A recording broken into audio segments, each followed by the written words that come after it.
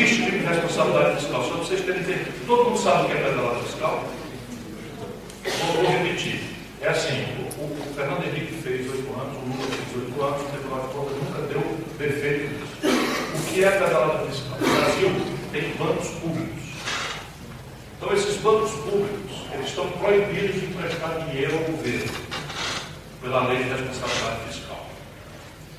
E aí é o seguinte, o que é que eles estão forçando a mão? O Banco do Brasil faz o crédito rural. O crédito rural tem o dia. O cara tem que plantar de safra, tem que plantar antes da chuva, tem que andar por não sei das coisas, senão não vai dar certo e tal.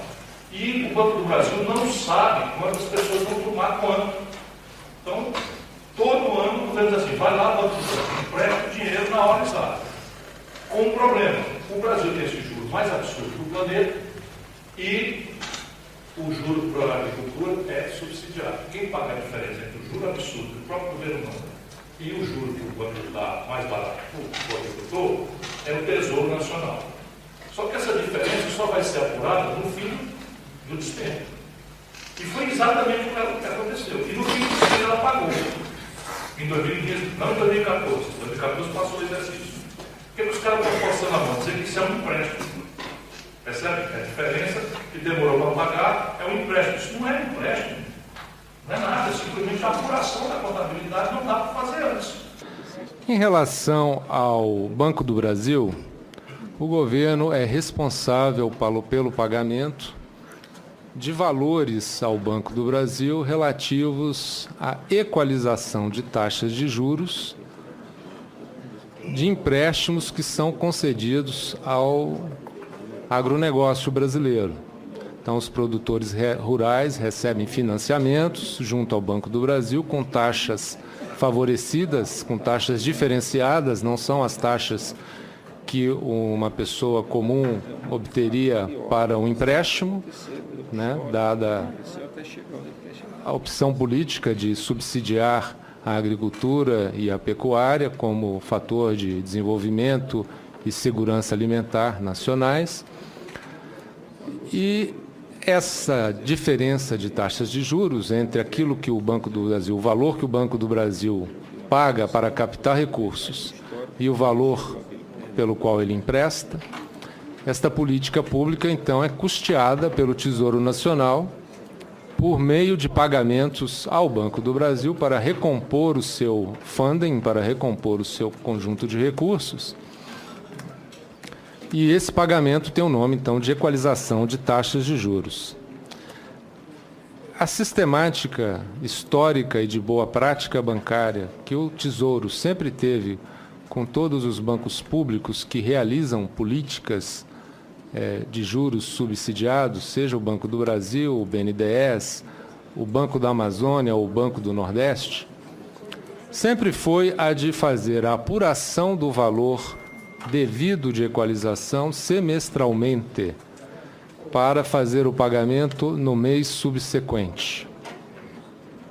Então, de janeiro a junho, são calculados os juros devidos a título de equalização.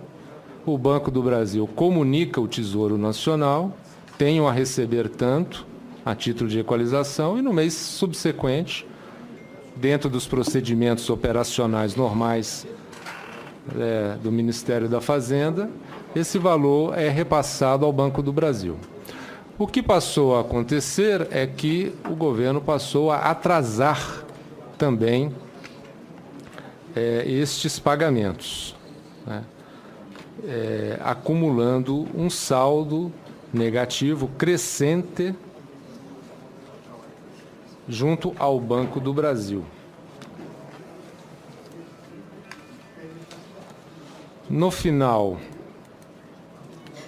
em dezembro de 2014, na virada do ano para 2015, havia um saldo acumulado de 11.564.000.000.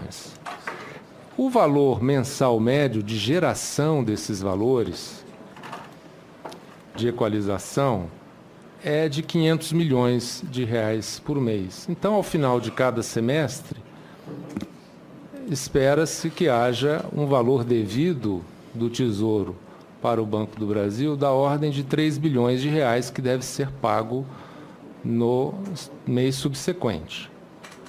Então, quando a conta evidencia um valor devedor de 11 bilhões e 500, é porque tem várias parcelas anteriores não pagas, várias parcelas que se acumularam.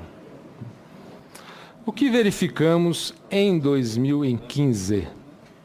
A continuidade de algumas destas graves irregularidades.